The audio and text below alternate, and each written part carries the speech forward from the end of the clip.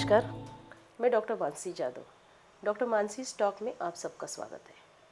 Doctor Mansi talk में जहां बातें होती है स्वास्थ्य, अध्यात्म और जीवन शैली की। आज यहां पर हमारे साथ बहुत ही ख़ास मेहमान हैं, डॉक्टर जयश्री तोड़कर। ये भारत की पहली महिला पीडियाट्रिक सर्जन है और इन्होंने बहुत जाने माने लोगों के सर्जरीज़ की है, पीडियाट्रिक सर्जरीज़ की है। और आज ये हमारे साथ यहाँ पे स्टूडियो में है डॉक्टर मानसी टॉक पे। आज इनके साथ हमारे बहुत सारी बातें होंगी, हर विषय पे बात होगी कि किन लोगों में पीडियाट्रिक सर्जरी की ज़रूरत है, इन्होंने इनके जीवन में कैसे कैसे चैलेंजेस देखे, पहले के पीडियाट्रिक सर्जरीज़ और आज के पीडियाट्रिक सर्जरीज़ में कितना अंतर है, टेक्नोलॉजी किस हद तक एडवांस्ड हो चुकी है। इन सारी बातों पे आज हम उनके साथ रूबरू होकर बातें करेंगे। तो आज चलिए हम उनको स्वागत करते हैं उनका अपने शो पे। नमस्ते मैम। नमस्ते। आपका स्वागत है डॉक्टर मानसी टॉक पे। Thank you very much. आज आप इतना आपका कीमती समय निकाल के यहाँ आए तो उसके लिए बहुत बहुत धन्यवाद। Thank you. आपका लाइफस्टाइल और आपका जो दिन भर का शेड्यूल होता है वो मैंने बहुत पास से देखा है। आपका एक मिनट भी कितना कीमती है वो मुझे पता है, बट फिर भी उसके बाद भी आपने इतना वक्त दिया, तो उसके लिए मैं तहे दिल से आपका शुक्रिया अदा करती हूँ। मुझे यहाँ इनवाइट करने के लिए thank you very much. Thank you. वैसे मैं आपको मेरी बड़ी बहन बोल के ही मैंने देखा है पिछले 20 सालों में, आपको भी पता है।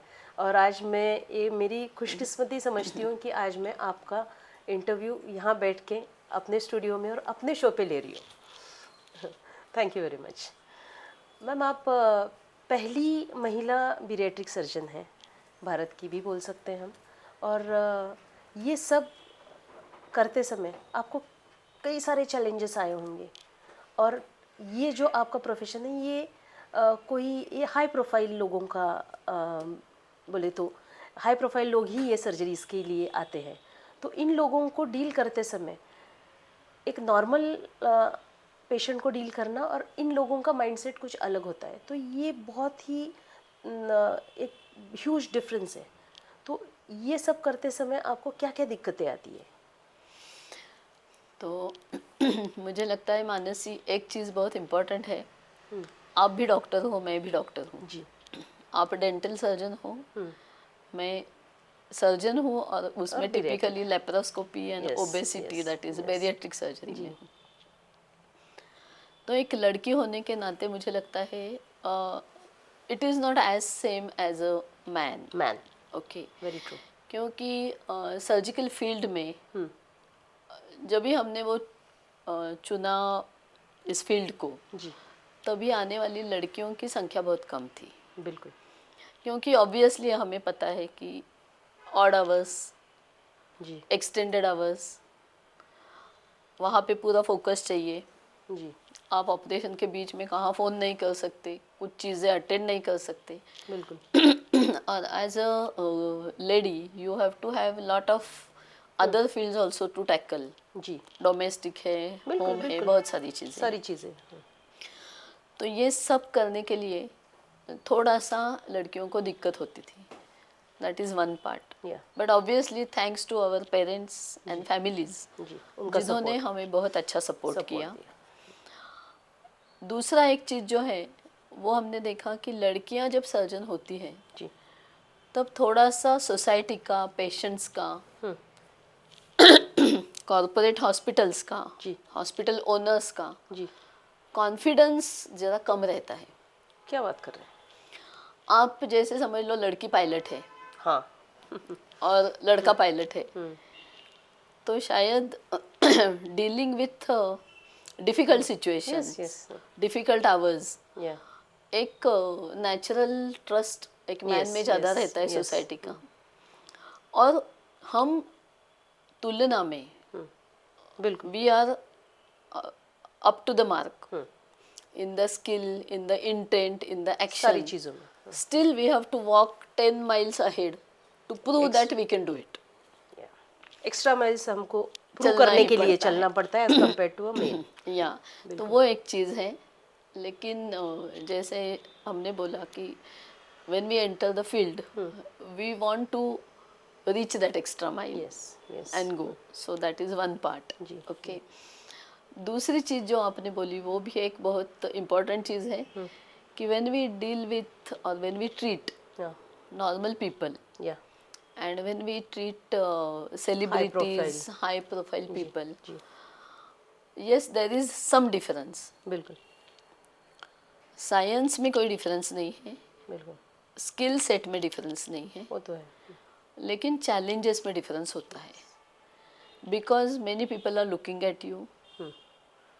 जो नेचुरल चांस ऑफ एरर होता है बिल्कुल, वो आपको मिनिमाइज रखना है, जी, वो सबके लिए मिनिमाइज रखना है, लेकिन इधर विजिलेंस के अंडर मिनिमाइज रखना है. तो दैट बिकम्स अ प्रेशर भी लिटिल होता है. प्रेशर. यस, प्रेशर होता but I think once we start going in that, है. यस, हाँ, first 1 or 2 3 patients we may get that stress and we Yeah, can anxiety type, हाँ थोड़ा सा उसमें एक Yes. एक्स्ट्रा कॉशन लेना पड़ता है.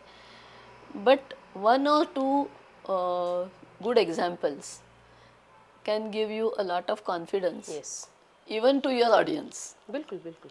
So this is how क्योंकि it एक goes. कॉन्फिडेंस बिल्डिंग हो जाता है कि हाँ भाई इन्होंने इनका किया है तो ये अच्छे होंगे.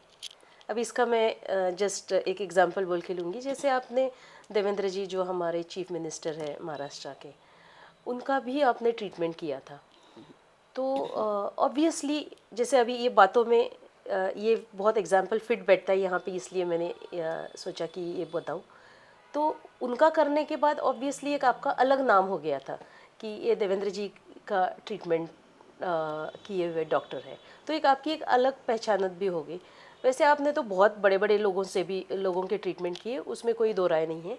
पर आप जो बोल रही है वो बिल्कुल सही है. एक लेवल ऑफ कॉन्फिडेंस मुझे लगता है अपना भी बढ़ता है और शायद ऑडियंस का या पब्लिक का, पेशेंट का भी बढ़ता है. तो दैट इज़ वेरी ट्रू. तो how was Devendra ji as a patient?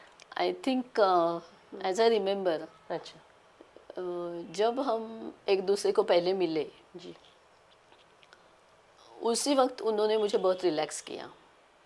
अरे वाह, हाँ. सो व्हेन वी स्पोक हाँ, it was like normal patient से जैसे बात होती है. अरे वाह, क्योंकि जब मैं वर्षा बंगलो के पहले उन पहली मुलाकात के लिए उनके साथ गई थी, तब मैंने खुद को 3 बार बताया था अच्छा, कि आपके सामने एक नॉर्मल पर्सन है, अच्छा, ऐसे ही बात होनी चाहिए. जी, जी, उसमें बाकी की कुछ चीज़ें अगर आ गई तो फिर गलती होने का चांस ज़्यादा होता है. Yes, we should not do that. Yes, yes, and to my pleasant surprise he also made it very comfortable. That's so nice. तो वो स्ट्रेस मुझे कभी लगा नहीं. जी, as a patient he is a very patient नहीं बोलूँगी मैं, as a person he is a very sincere person. He knows his responsibility and he knows the importance of health.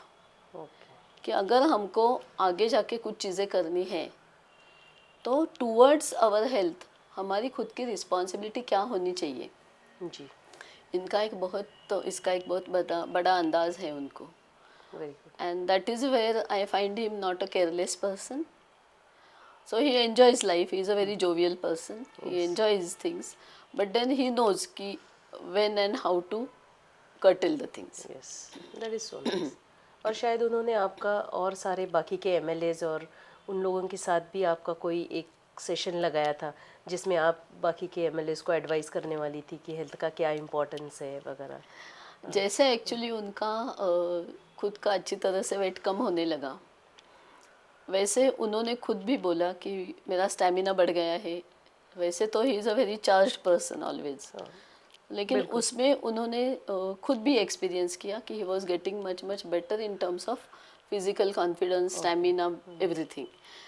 And उनको कभी कभी लोग उस वक्त थोड़ा ये भी टीज करते थे कि आपका पॉलिटिकल वजन बहुत बढ़ रहा है जी, और आपका खुद का फिजिकल भी वजन कम हो रहा है. हाँ, ऐसे. जी, जी, but then he was very frank to accept that he is taking treatments. उन्होंने कभी ऐसा छुपा के नहीं रखा. छुपाया नहीं, नाकारा नहीं कि ऑटोमेटिकली हो रहा है. ऐसे कुछ किया नहीं. आई थिंक साइंटिफिक ओरिएंटेशन उनका बहुत अच्छा है. द थर्ड पार्ट वाज, जब खुद को अच्छा एक्सपीरियंस मिला तब उन्होंने सब एमएलएस के साथ भी अच्छा। नागपुर में जो सेशन सेशन होता है yes, विंटर yes, में, winter session। उस सेशन में एक सेमिनार रखा था अच्छा जहाँ पे सब MLAs, all the government officers अच्छा जो भी अटेंड करते session, almost I think more than 800 people came to our booth that time. Oh great. हाँ उन सब के हमने बीएमआई किए, उनको एडवाइस दिया. उनमें से बहुत सारे लोगों ने बाद में भी कंटिन्यू कंसल्टेशन रखा and they started following many things. अच्छा so that was a good experience I think. Okay. क्योंकि वो खुद के पास नहीं रखा, क्योंकि बहुत लोगों को छुपाए रखने का एक ये रहता है. और स्पेशली इस फील्ड में स्पेशली बीरियाट्रिक पेशेंट जो है, शायद हमारी पहले भी कई बार बातें हुई है। यस. कई कई पेशेंट्स जो हमने देखे हैं, जो मेरे पहचानत के भी थे, आपने उनके सर्जरीज किए, नॉर्मली एक टेंडेंसी होती है कि इस चीज़ को छुपा के रखें। हाँ, सो ये शायद ये भी एक बहुत गलत मैसेज जाता है सोसाइटी में। लोग बोलते हैं कि मैंने तो वेट लॉस डाइट से किया। सो ये भी एक बात है।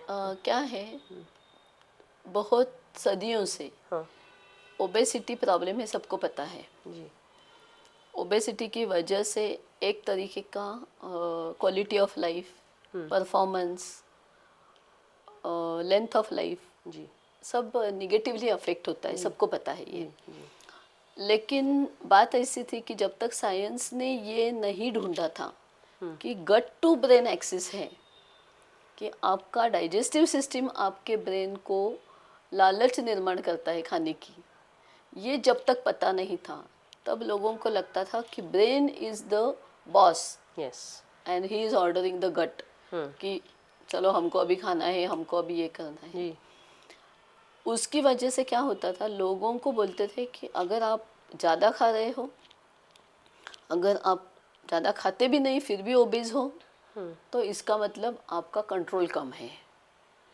और आपकी एक तरीके की निगेटिव इम्पैक्ट हो जाती थी उसमें. Okay, so that kind of stigma या was and is still या a very big hurdle in the treatment of the patients. बिल्कुल जैसे आज मुझे समझो कैटरेक्ट हो गई, डायबिटीज़ हो गई, ट्रॉमा हो गया, एक्सीडेंट हो गया, न्यूमोनिया हो गया, जी तो इसमें लोग नहीं बोलेंगे कि तुम्हारी ही वजह से तुमको ये प्रॉब्लम हो रही है. वो मुझे एक मिलता है सिंपैथी कि बाबा प्रॉब्लम है, हाँ, अरे एक्सीडेंट हुआ इसलिए इसको हाँ ये हुआ। प्रॉब्लम है, Yes. इनको हैंडल करना जरूरी है और इनको इसमें से बाहर ला सकते हैं. लेकिन समहाउ ओबेसिटी ने ये स्टेटस एंजॉय बहुत सदियों से नहीं किया है, जी और उसकी वजह से क्या होता है, उसके ऊपर एक स्टिग्मा है. तो जो ओबीज है उनको लोग ऐसे नीचे देखते हैं. देखते हैं। हाँ उसकी वजह से क्या होता है, that person loses confidence. Confidence, yes. He feels कि ये तो मेरी ही गलती है, मेरे बाजू वाले देखो इतना खाते हैं, इतना कम खाते हैं, इतना ज़्यादा खाते हैं फिर भी अच्छे हैं, मैं ही क्यों खराब हूँ. तो इसमें से एक लो एस्टीम, लो कॉन्फिडेंस, जी एक तरीके का खुद के लिए निगेटिविटी, बिल्कुल जो कि हमारी प्रोफेशनल लाइफ में भी हमको सहन करनी पड़ती है, पर्सनल लाइफ में सहन करनी पड़ती है, जो भी ओबीज लोग हैं उनको. ये सब लोग चीज़ों की वजह से ओबेसिटी की तरफ एक बहुत निगेटिव स्टिग्मा आया है. और मे बी इसी कारण से जब लोग ओबेसिटी का ट्रीटमेंट लेके उससे बाहर आते हैं, तब कभी कभी उनको थोड़ा सा स्ट्रेस होता है कि मैं क्यों बताऊं मैं ट्रीटमेंट ले लिया, मैंने क्यों बताना चाहिए कि मैंने ट्रीटमेंट लेकर. शायद ये भी वजह है कि वो बताते नहीं, बिकॉज ऑलरेडी उन्होंने बहुत फेस किया है. लोगों के ताने बोलो या सोसाइटी में ये सब एंग्जाइटी, लोग कुछ बोलते हैं. राइट. तो हाँ मैं आपको बहुत सारे एक एग्जांपल देती हूँ इसमें. जी बहुत सारे लोग हैं, हुज हू है, सिंपल लोग भी हैं, लेकिन जिन्होंने खुद का ट्रीटमेंट किया है, साइंटिफिक ट्रीटमेंट जिसमें कुछ मेडिकल ट्रीटमेंट है, कुछ सर्जिकल ट्रीटमेंट है, वो भी ओपनली लोगों से बात करने को तैयार नहीं होते. नंबर 1. नंबर 2, बहुत सारे लोगों को लगता है मैं अच्छा हो गया हूँ, अभी मेरे सामने जो खड़ा है ना उसको भी अच्छा होना चाहिए और मैं मदद कर सकता हूँ.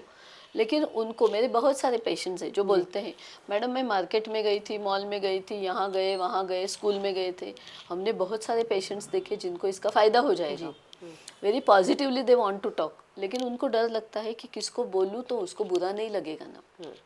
ये भी एक एंगल है। ये दूसरी चीज़ है बिल्कुल। कि अगर मुझे किसी ने बोला जी कि तुम्हारी प्रॉब्लम्स मुझे दिख रही है और इसको अच्छा करने के लिए मैं कुछ आपको बताती हूँ, जी जी, तो वो भी लोगों को थोड़ा स्ट्रेसफुल लगता है किसी को बताना। ऑफेंडेड फील करेंगे। एग्जैक्टली।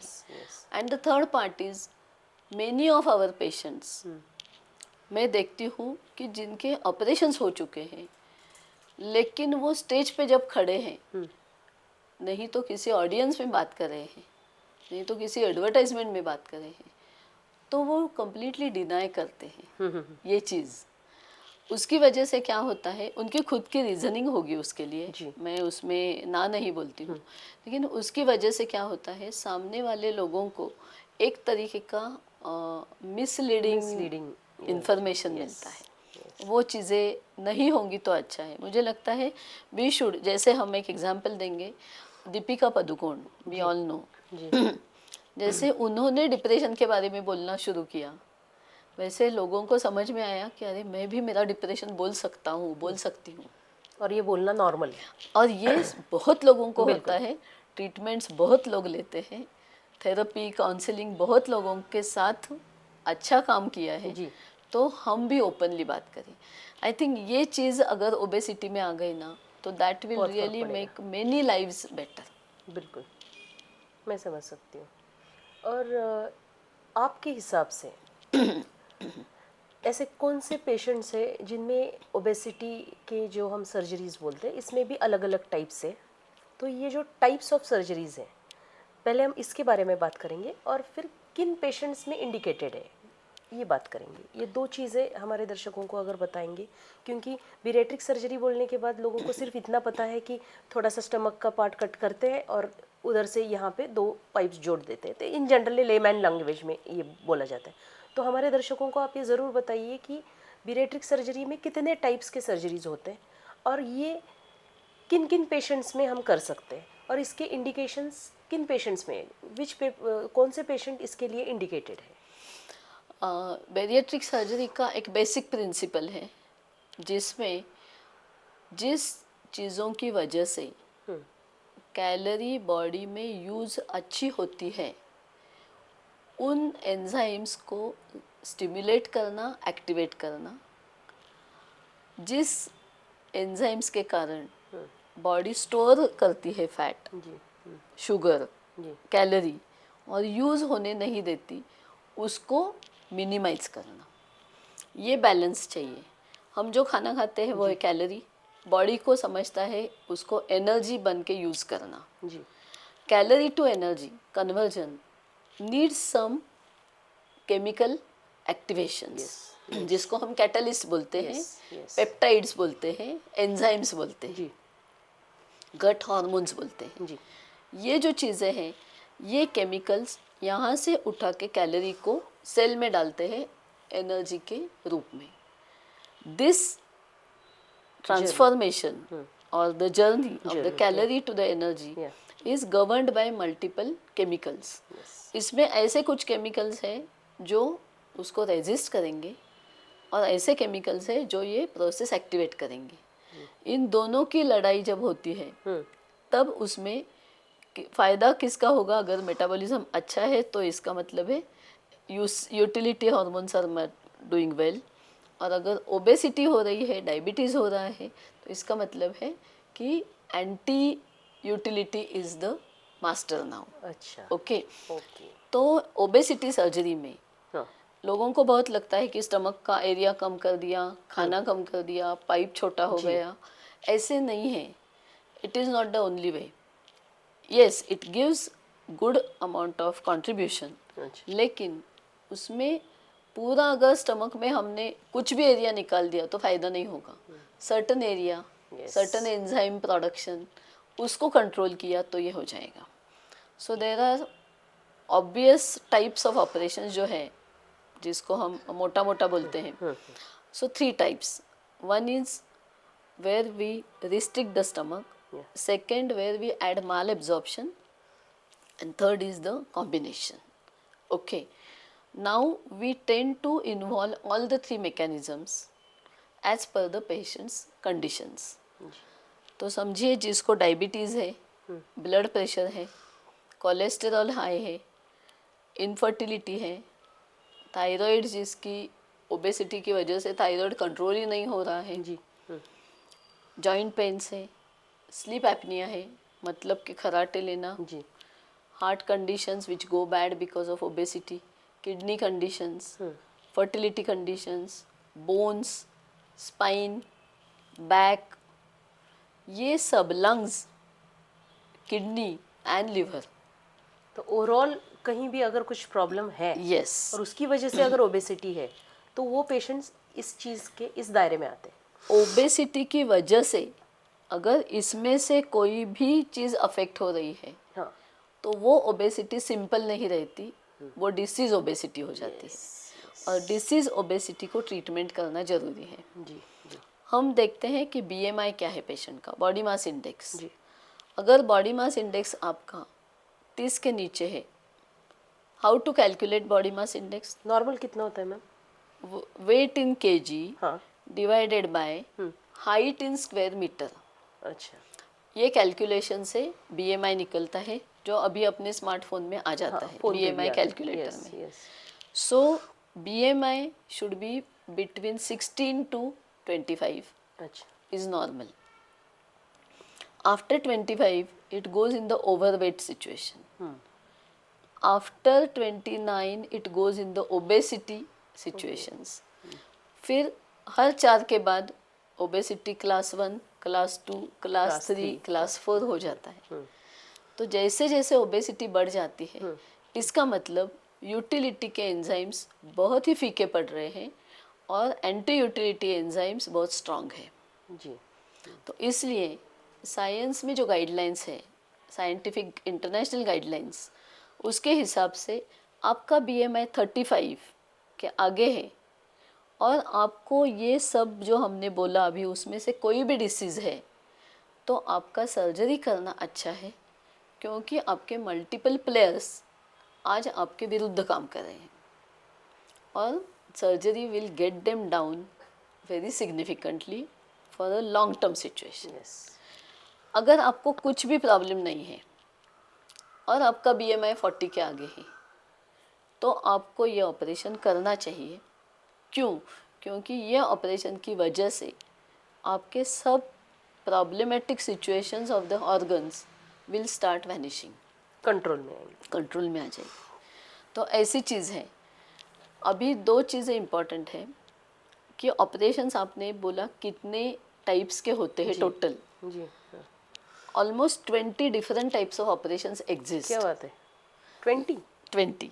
लेकिन उसमें ये जो 3 है, ये 3 प्रिंसिपल उनका एक ही है। अच्छा। 1, 2, 3 principles are used. Okay. So in some patients we do a long bypass अगर उनके कोलेस्टेरॉल्स बहुत हाई है। कुछ लोग आते हैं जिनके कोलेस्टेरॉल्स 1000 के आगे है, बाप रे, जिसको ट्राइग्लिसराइड्स बोलते हैं, बहुत हेवी है। In that case we have to do a longer bypass. अच्छा। In some patients we do a bipartition. In some patients we do something which is called as a mini bypass. How much pouch should be kept? अच्छा। So there are ways to identify which operation will be suitable for which kind of patient. जी। इस तरीके से उसको आपको finalise करना पड़ता है। But in any operation we choose, the motto is clear. वज़न कम होना चाहिए, वज़न के साथ आने वाले पूरे डिसीजेस कम होना चाहिए जी। एंड पेशेंट को हार्म नहीं होना चाहिए। बिल्कुल। एक चीज़ है, ऑपरेशन आप कुछ भी करो, लेकिन बेसिक जो डाइटरी ओरिएंटेशन पेशेंट का और रेगुलरिटी ऑफ एक्सरसाइज होनी चाहिए, वो बहुत इम्पोर्टेंट है। क्योंकि ऑपरेशन आपका मेटाबॉलिज्म एक लेवल तक लेके आएगा, लेकिन आपने उसके सामने बहुत चैलेंजेस ऑफन डाले तो that is not a good idea. तो उसके साथ डाइट और एक्सरसाइज भी इक्वली इम्पोर्टेंट है। यस, डाइट का मतलब ऐसा नहीं है कि 2 लहसुन खाओ, हाँ, 4 काजू खाओ, Yes. 2 बादाम खाओ, ऐसा नहीं है. We should eat as per the hunger, Yes. but we should choose the right thing, The right food. right food. Yes. We Nutritious. should try to avoid high calorie frequently. So quality of food, quantity of food, Yes. respect to your appetite, and most important thing is frequency of food is also very important. तो इनमें frequency कैसी होती है ma'am, जो ये surgeries करते हैं patients, इनमें फ्रीक्वेंट खाने के लिए आप बोलते हैं या क्या होता है इसमें? After operation, हाँ. we go for small meals अच्छा. with you can say with the gap okay. of somewhere around 3 to 4 hours minimum. अच्छा. ओके, सो एट अ गो पूरा थाली खाने से अच्छा है थोड़ा कि थोड़ा आप उसको quantity में. 3 में डिवाइड करो, जी. and that too also you should have proteins first, fibers, and then the rest of Carbs the things. वगैरह Yeah. बाकी के. क्योंकि अगर आपके पास छोटा स्पेस है तो आप राइट थिंग पहले डालो, जी. ये फिर बहुत बाद अच्छा में है. बाकी हाँ, चीज़ें डालना. बिल्कुल बिल्कुल.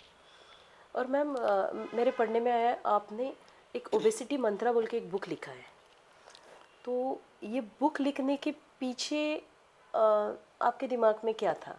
क्योंकि मैंने देखा है कि कई सारे डॉक्टर्स ने तो बहुत कम बुक्स लिखे हैं इस टॉपिक पे, और जैसे हम देखते हैं कि मार्केट में इतनी सारी वेट लॉस और वेट गेन, ये सारी चीज़ों के इतना गूगल यूनिवर्सिटी में इतना इन्फॉर्मेशन है, पेशेंट तो ऐसे भी कंफ्यूज रहते हैं कि क्या करें.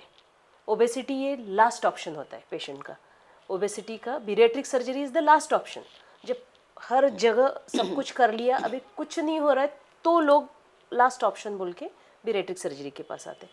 पर ये आपका जो बुक है, इस बुक में आपने क्या क्या लोगों के लिए इन्फॉर्मेटिव क्या क्या चीज़ें दी है, ये हमारे दर्शकों को पता चले, ताकि ये लोग ये बुक खरीद सके और आप इसको देख के पढ़ के आपको पता चलेगा कि वेयर यू कैन फिट, और आप किसी अपने फैमिली फ्रेंड्स को कैसे हेल्प कर सकते हैं. इस बुक की लिंक और इस बुक का फोटोग्राफ भी हम लास्ट में हम डालेंगे, ताकि आपको इस चीज़ का मदद हो सके. इसके बारे में थोड़ा आप दर्शकों को बताएंगे कि इस बुक में है क्या, कंटेंट क्या है? ओबेसिटी के ऊपर एक साइंटिफिक पूरा इंफॉर्मेशन देने वाला ले मैन की लैंग्वेज में अच्छा, लेमैन की लैंग्वेज में बुक सबसे लिखना, इम्पोर्टेंट. या ये एक बहुत बड़ी नीड हमने देखी. और चैलेंज भी होगा लेमैन के लैंग्वेज में लिखना. लेमैन के लैंग्वेज में, हाँ. हाँ, it might be a big challenge layman Yes. के लैंग्वेज में लिखना. लेकिन जो हम जब जैसे ही 2003 से मैं ओबेसिटी में हूँ प्रैक्टिस में, तो तब से मैं जो देख रही हूँ ना, यहाँ पे पेशेंट्स को बहुत ही मिस इन्फॉर्मेशंस हैं, बहुत ही मिसअंडरस्टैंडिंग्स हैं. जी.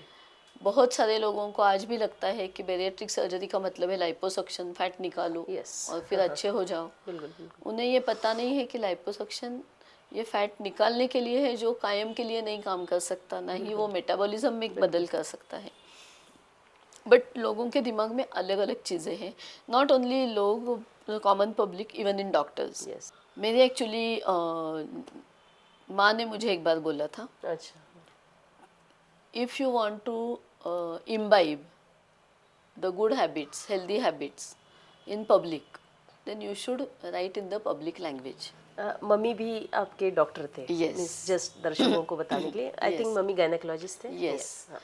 तो उन्होंने बताया था कि अगर हम कुछ सीख रहे हैं जी. तो इसलिए कि हम पेशेंट्स को बता सके कि what is right for them, what is wrong for them. मेरा ट्रीटमेंट होने के बाद तुमसे कोई वास्ता नहीं है, ऐसा नहीं चलता. We have to do the hand holding of the patient. बिल्कुल. तो इसलिए उन्होंने बोला कि इसके ऊपर तुम कुछ बुक लिखो. अनफॉर्चुनेटली जब वो थे, इन 2008 से एक्सपायर्ड, ओ. तब तक मुझसे कुछ लिखा नहीं गया, क्योंकि मैं वहाँ तब तक बहुत practice practice, and yes. Then research, इसमें बहुत सारी चीज़ों में थी.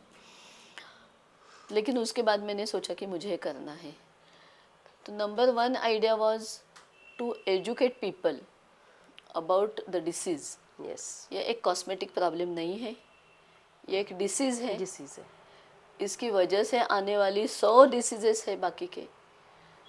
और अगर हमने डायबिटीज़ का बहुत ही मेडिसिन लिया, बीपी का लिया, इनफर्टिलिटी का लिया, हार्ट का लिया, किडनी का लिया, जॉइंट्स का लिया, बोन्स का लिया, कुछ भी, और हमने ओबेसिटी को नहीं ट्रीट किया तो वो फेल हो जाता है। जी so let us try to understand कि ओबेसिटी क्या होती है, अलग अलग लेवल पे उसके इम्पैक्ट क्या है, अलग अलग एज ग्रुप में क्या है impact.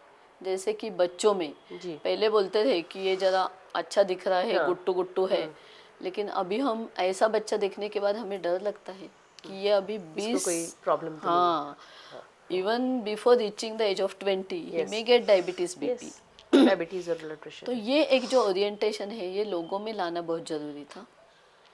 Number 2 healthy habits, number 3 treatment के लिए, क्योंकि ऐसे बहुत सारे लोग हम देखते हैं 140 kg वेट है, 160 kg वेट है, इवन हेवीली डायबिटिक है, 4 फीट 5 फीट है और 80 kg वेट है, बड़ा पेट है, लेकिन उनको भी समझता नहीं है कि ये ओबेसिटी का ट्रीटमेंट, ओबेसिटी की सर्जरी हमें इसमें से बाहर निकाल सकती है।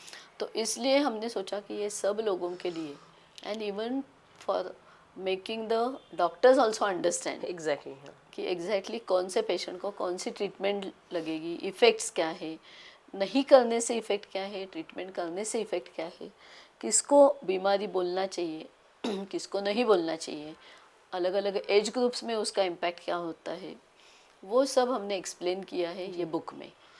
ये बुक का नाम है ओबेसिटी मंत्रा। जी। It is available on Kindle also. अच्छा, किंडल पे भी अवेलेबल है? Yes, okay. हमारे अमेज़ॉन पे है वो बुक अवेलेबल। अच्छा। और recently some of my patients who are actually having poor eyesight, अच्छा, उन्होंने इसको ब्रेल में करने का काम शुरू किया है। क्या बात है। हाँ, so we want to reach maximum Maximum पीपल people, yes. with the knowledge जी। about the disease, जी how to prevent, जी how to manage, जी what are the scientific ways to deal with it, after management भी आपको क्या care करनी चाहिए। बिल्कुल अगर आपके घर में कोई है ओबेसिटी का पेशेंट, बिल्कुल। तो आपने उसकी तरफ कैसे बर्ताव करना चाहिए, उसको आपने कैसे हैंड होल्डिंग की मदद करनी चाहिए, जी। वो सब हमने इस बुक में बताया है। अच्छा, तो बिल्कुल बोले तो डिज़ीज़ क्यों होती है, डिज़ीज़ को हैंडल कैसा करना है, right from family level to surgery के बाद के हैंड होल्डिंग भी Yes. डॉक्टर से कैसे होनी चाहिए, मीन सब कुछ one stop shop for obesity ये बुक है, आपका कहना है। अगर आपको सर्जरी की ज़रूरत है या नहीं है तो क्यों है, जी। नहीं है तो क्या है, everything is explained in that. Ma'am, ये ओबेसिटी का जो प्रॉब्लम है ये सिर्फ मेल्स में ज़्यादा है या फीमेल्स में? आपके प्रैक्टिस में क्या आपको पता चला इतने सालों में कि किन मीन्स किन लोगों में ज़्यादा है, मेल्स या फीमेल्स? अभी तो बच्चों में भी हो रहा है जैसे अभी आपने बताया, तो ये रेशो कितना बड़ा है पिछले कई सालों में आपके प्रैक्टिस के इसमें? इसमें एक्चुअली ओबेसिटी डिसीज़ को डायबिटीज़ जैसा, नहीं तो कैंसर जैसा कोई डिस्क्रिमिनेशन ही पता नहीं है। वो from the age of 5 years भी देखते हैं हम, टिल द एज ऑफ 80 भी देखते हैं, ऑल सोशो इकोनॉमिक लेयर्स। ऐसी बात नहीं है कि आज जो रास्ते पे सब्जी बेचने वाला वेंडर है वो भी आप देखो, वो भी आजकल, हाँ, वो भी ओबीस दिखते हैं हमको। So there is something which is genetic predisposition for Indians, जी। और इसलिए इसमें हर एक लेयर में ओबेसिटी बहुत बढ़ती हुई दिखाई दे रही है। पैंडेमिक है ओबेसिटी का ये। ओके। कोविड में जो हमने देखा कि more than diabetic patients, obesity patients died more with Covid. अच्छा, बोले तो कोविड में ओबेसिटी पेशेंट्स ज़्यादा मर गए डायबिटिक पेशेंट से? Yes yes, this was something which was like alarming situation. जी। एंड ओबेसिटी पेशेंट्स में बहुत सारे कैंसर्स दिखते हैं कॉमन, बहुत सारे हार्ट अटैक्स आके जाते हैं ओबीस पेशेंट्स में, लेकिन because of the disease, because of the body habitus status, वो पिकअप करना भी मुश्किल हो जाता है। See, disease comes early, disease may remain silent. Yes. If you are obese, many major diseases remain silent for a long time. When they are noticed, they are already at a high degree, Yes. high stage. उनको treatment देना भी बहुत कठिन हो जाता है। अभी एक एग्जांपल बताती हूँ, सीटी स्कैन के मशीन में 150 केजी के आगे का आदमी नहीं जा सकता। ओह, क्या बात कर रहे हैं? ओके, एंजियोप्लास्टी का जो कैथ लैब का टेबल रहता है, that can not take more than 150 kgs of patient. Okay, So it is really a difficult challenge to face, even for your doctor and yourself if you are obese. I understand. Heart failure in an obese patient, any cancer in the obese patient, it is very difficult to pick up at the right stage. तो इसलिए ये disease एक बहुत बड़ी disease है और उसके लिए काम करना बहुत ज़रूरी है। एक अवेयरनेस क्रिएट होना चाहिए अवेयरनेस क्रिएट होना. कि obesity is a disease, cosmetic problem नहीं है। जी जी दूसरा, उसके साथ आने वाली 100 डिसीजेस, जी. उसकी वजह से मास्क होने वाली 100 डिसीजेस, यस. उसके साथ जब कोई आता है प्रॉब्लम, तो उसको चैलेंजेस जो आते हैं 100, वो for an obese patient to put in saline also you know is a difficult job. Yes, yes. It's a difficult task. For an obese patient, if they have got a big hump here, Yeah. it is very difficult for them to even lie down for examination. बिल्कुल. Everything becomes a challenge. Fortunately, obesity scientifically is now much more well understood. We are able to treat the disease in many patients with surgical treatment, in many patients with surgical and medical treatment. Yes. अगर आपका BMI 35 के नीचे है तो medical treatments also alone can help. Not But necessary. BMI 35 के नीचे है तो not necessary he has to go for surgery. हाँ, 35 के नीचे तो आप medical वैसे भी ट्रीट treatment. करते हो, ऐसा नहीं है कि. हाँ, सो जब 35 के नीचे है BMI, ji. we start with medical treatments Okay. and observe the patient. If the patient responds well, we stay on that. Okay. But there are some patients who do not respond well, they fall back Yes. और negative response रहता है, then you can go ahead with surgery. What is important is, लोगों को मैं हर time बताती हूँ ये चीज़ कि ट्रीटमेंट से डरो मत, डिसीज से डरो. लोगों को एक डर रहता है, जैसे आपके पास अगर आप डेंटल सर्जन हो तो आप एक को रिलेट करोगी कि मेरा दांत तो दुख रहा है लेकिन मैडम निकालो मत. अरे भाई, वो अगर नीचे से सड़ गया है जी जी. तो ये तो निकाल बहुत के common है. हाँ बाकी बचा सकते हैं. जी जी. So I think that medical education, scientific angle is also needed for patients कि डरना है तो बीमारी से ही डरना है, ट्रीटमेंट से डरना गलत है. जी. कोई भी ट्रीटमेंट आप करो, फिर भी आपको, अगर आप ओबीज भी नहीं हो आज, फिर भी आपको डाइट एंड एक्सरसाइज खुद को हेल्दी रखने के लिए एक फॉलो करना जरूरी है. बिल्कुल बिल्कुल. नॉट द क्रेजी वंस, या एक्सट्रीम एकदम. हाँ. हाँ, but you have to understand कि हम कितना मेहनत करते हैं, कितना लेने लायक हमारी बॉडी है कैलोरीज का इंटेक. ओके, जी. और उसमें हमने एक तरीके से खुद को ओरिएंटेड रखना है, then things will be much easier. जी. और मैम अभी आपने बोला कि लोग ट्रीटमेंट से डरते हैं या ओबेसिटी के पेशेंट, और उनमें और एक डर मैंने देखा है जो कॉमन है. किसी को अगर सर्जरी करना है तो उनको ये लगता है कि ये बहुत एक्सपेंसिव है. तो पहले में और अभी में कुछ इंश्योरेंस वगैरह, काफ़ी सारे इंश्योरेंस कंपनीज आई है, तो इसमें कुछ फ़र्क पड़ा है पेशेंट के अंडरस्टैंडिंग में, पेशेंट के फियर में, कि नहीं भाई अभी हम कर सकते हैं. मेरे हिसाब से कुछ इंश्योरेंस कंपनीज अभी ओबेसिटी का भी Yes. ऑपरेशन कवर करती है. Yes. तो इसकी वजह से कुछ ज़्यादा अवेयरनेस आया है. दो चीज़ें हैं. जी. Across the world, हाँ. insurance companies used to cover the operations since now more than 25 years. अच्छा. ओके, लेकिन इंडिया में ये नहीं हो रहा था. तो जब मैं ओबेसिटी सर्जरी सोसाइटी की सेक्रेटरी थी और एग्जीक्यूटिव कमेटी मेंबर थी, जी. तभी हमने कुछ सेमिनार्स लिए थे जहाँ पे हमने इंश्योरेंस कंपनीज़ को भी बुलाया था, इंटरनेशनल एक्सपर्ट को बुलाया था. और अगर ये डिसीज़ ऑस्ट्रेलिया में डिसीज़ है, इंग्लैंड में डिसीज़ है, अमेरिका में डिसीज़ है, तो यहाँ इंडिया क्यों में नहीं? बिल्कुल नंबर 1, बिल्कुल. वहाँ पे कवर है तो यहाँ क्यों नहीं? देन अपने यहाँ के इंश्योरेंस कंपनीज ने बताया कि उन्होंने वो पॉलिसीज़ वैसे सेट नहीं किए थे. Then we told them, you please follow the right policies, but scientifically approve it, so that the patient who is suffering ji. can get the advantage. और अभी देखा है कि ऑलमोस्ट 2015 के बाद सेंट्रल गवर्नमेंट हेल्थ स्कीम जो है CGHS, उसमें ये ऑपरेशन कवर्ड है. बहुत अच्छा. 2019 के बाद ये operations are covered in the insurance also under ICMR guidelines. Okay, great. Okay, so now insurance companies have also understood कि 100 डिसीजेस को ट्रीटमेंट देने से अच्छा है कि उसके रूट कॉज को ट्रीटमेंट दे दो, जी. ताकि वो 100 का खर्चा भी निपटा जी. और पेशेंट भी अच्छा रहे. जी, they are also saving a lot, बिल्कुल. क्योंकि एक एक चीज़ का जो प्रॉब्लम है, कॉम्प्लिकेशन है, उसका खर्चा ऑपरेशन से 10 गुना ज़्यादा है. बिल्कुल, बिल्कुल.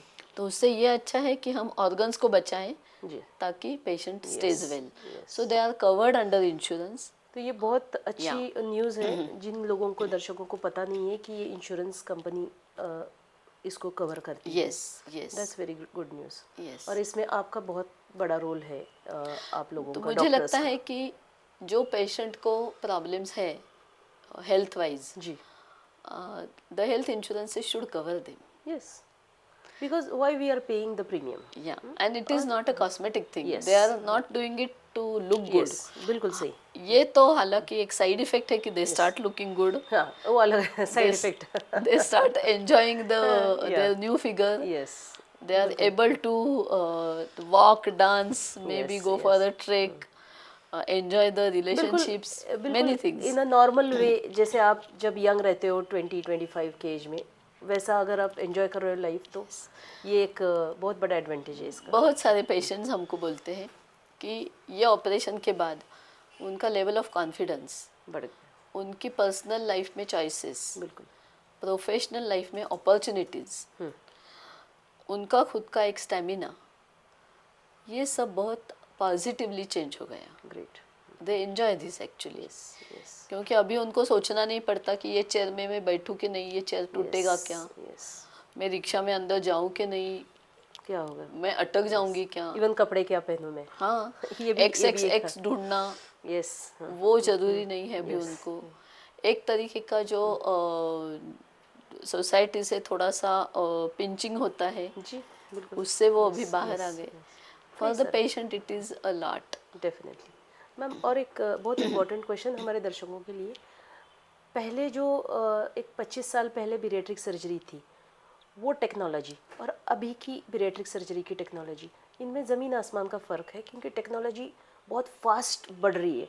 और 25 साल का ये जो गैप है, ये बहुत होता है. तो अभी की बीरियाट्रिक सर्जरीज क्या बहुत ही पेनलेस हुई है? एक्चुअली बेरियाट्रिक सर्जरी जो दुनिया में है वो almost more than 100 years they देर.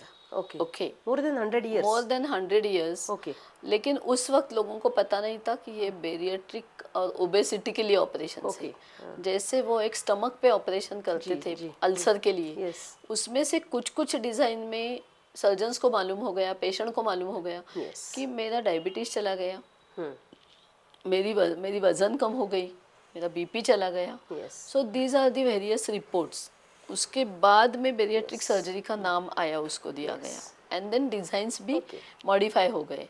फिर बहुत सारी स्टडीज़ में, बहुत सारे एनालिसिस में, what is most safe in which condition, what is most good for which patient, वो सब उसका एल्गोरिदम बन गया. बिल्कुल. लेकिन 1990 तक ये सब ऑपरेशंस ओपन होते थे. ओके. तो ऑलमोस्ट बड़ा 50, इंसिजन लेके. हाँ 50 स्टिचेस, बड़ा इंसिजन, इंसिजन्स वगैरह. और फिर तो एक लोग डर भी पैदा करते हैं हाँ पेशेंट. फिर लोग बीमारी से ज़्यादा वो ऑपरेशन से डरते थे. Yes, क्योंकि फिर एक 10 दिन 15 दिन हॉस्पिटल में रहना, यस. यस. ओबेसिटी में हील नहीं होते थे वुंड, ये सब चीज़ें उन्होंने फेस की. लेकिन जैसे लेप्रोस्कोपी आ गई, मिनिमली इन्वेजिव सर्जरी आ गई, दूरबीन से ऑपरेशंस आ गई, यस. जैसे टेक्नोलॉजी में बहुत सारे एडवांसेस हो गए, यस. यस. तो now we do the operations laparoscopy. With just 3 holes. 3 holes. 1-1 centimetre के 3 होल आते हैं, मैंने भी देखा है. उसमें से ऑपरेशन हो जाता है. पेशेंट्स एक दिन पहले एडमिट हो जाएगा, तीसरे दिन, पेशेंट दूसरे आफ्टर दिन भी 48 hours will go home. Yes अगर कोई पेशेंट बहुत ही नाइसली प्रिपेयर्ड है तो after 24 hours also we send him home. Youth centre yes patients को अभी बेड रेस्ट की ज़रूरत नहीं है। इनफैक्ट ये ऑपरेशन में एक हमने देखा कि तुम्हारा जो फ्रोज़न कैलोरी है, फैट शुगर होके वो आपके पास स्टोर हो गया जो है, स्टोर्ड है that starts getting converted into energy and patients get lot of energy great after operations. Patients tell us, और मुझे ये बहुत, एक पेशेंट ने तो बहुत अच्छी तरह से बताया था, he was my patient from Canada जिसको मैंने ऑपरेट किया था, he was like 180 kgs of weight और उनको वेरिकोज वेंस बहुत बड़े थे, खराब वेरिकोज वेंस थे, वहाँ से पानी आता था, it was not healing for many years. Okay उन्होंने वेरिकोज वेंस से पूरे ट्रीटमेंट लिए थे, कुछ भी नहीं हो रहा था, but he had a big tummy. I told him कि ये करेंगे तभी ये नीचे का ठीक हो जाएगा। After operation within 6 months, within 6 weeks, sorry, within 6 weeks, all his ulcers dried up and Great. became very nice. So Okay. nice. तो उनका वो स्ट्रेस चला गया। लेकिन सबसे मज़े की बात यह है कि उन्होंने मुझे ऑपरेशन के बाद एक 10 दिन में, after 10 days when they come for the first follow, yes उस दिन उन्होंने मुझे बताया कि I think doctor you have not taken out anything, you have inserted a fountain of energy in me. That's great क्योंकि मुझे कभी भी इतना अच्छा नहीं लगा था, इतना एनर्जेटिक नहीं लगा था। जो आदमी सोता है, लेजी बोलते हैं घर के लोग उसको, जो चिड़चिड़ा रहता है, जो बोलता है आई एम हैविंग पेन्स, वो झूठ नहीं बोल रहा है, लेकिन वो है। वो आदमी आज खुद उठ के 6 बजे goes for a walk. Walk yes वो दिन भर बोलता है मुझे सोने की इच्छा नहीं होती, मैं टकाटक हूँ।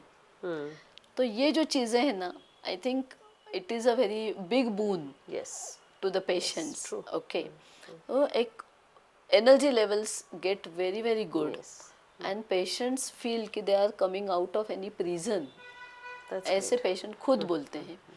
I think that is something which is a very positive thing after the operation they experience. Very nice. तो मैम आज आपने हमारे दर्शकों को इतना बड़ा तोहफा दिया है। ये ओबेसिटी का जो एक बहुत बड़ा क्वेश्चन मार्क है, जैसे मैंने बताया कि majority of the people, maximum लोगों का यही कहना था कि आप ओबेसिटी पे बात करो।